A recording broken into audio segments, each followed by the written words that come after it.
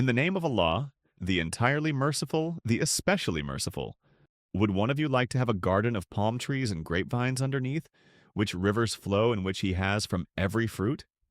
But he is afflicted with old age and has weak offspring, and it is hit by a whirlwind containing fire and is burned. Thus does Allah make clear to you His verses that you might give thought.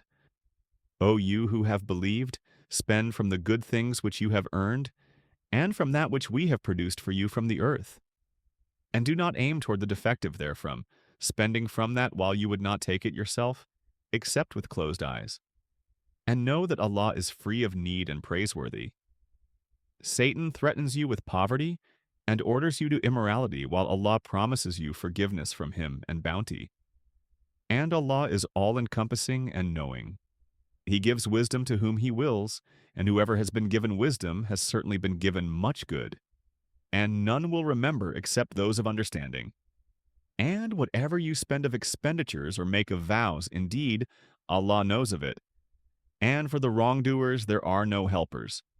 If you disclose your charitable expenditures, they are good, but if you conceal them and give them to the poor, it is better for you, and He will remove from you some of your misdeeds thereby.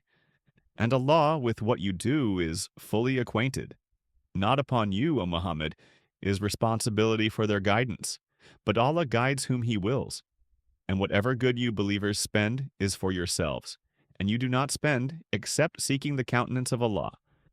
And whatever you spend of good, it will be fully repaid to you, and you will not be wronged.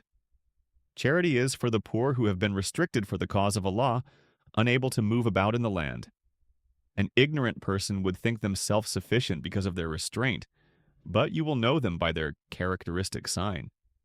They do not ask people persistently, or at all, and whatever you spend of good, indeed, Allah is knowing of it.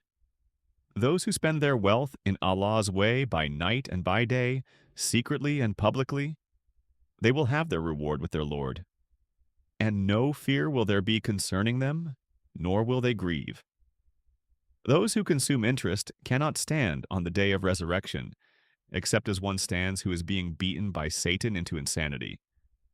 That is because they say trade is just like interest. But Allah has permitted trade and has forbidden interest.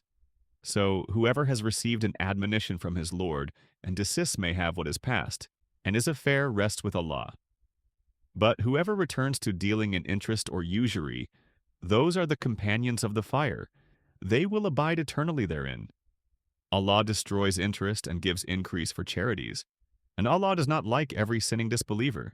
Indeed, those who believe and do righteous deeds and establish prayer and give zakah will have their reward with their Lord, and there will be no fear concerning them, nor will they grieve. O you who have believed, fear Allah and give up what remains due to you, of interest if you should be believers. And if you do not, then be informed of a war against you from Allah and His Messenger.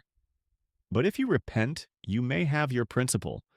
Thus you do no wrong, nor are you wronged. And if someone is in hardship, then let there be postponement until a time of ease. But if you give from your right as charity, then it is better for you if you only knew. And fear a day when you will be returned to Allah. Then every soul will be compensated for what it earned, and they will not be treated unjustly. O you who have believed, when you contract a debt for a specified term, write it down, and let a scribe write it between you in justice. Let no scribe refuse to write as Allah has taught him. So let him write, and let the one who has the obligation dictate. And let him fear Allah, his Lord, and not leave anything out of it. But if the one who has the obligation is of limited understanding, or weak or unable to dictate himself, then let his guardian dictate in justice. And bring to witness 2 witnesses from among your men. And if there are not 2 men available, then a man and 2 women from those whom you accept as witnesses, so that if one of the women errs, then the other can remind her. And let not the witnesses refuse when they are called upon.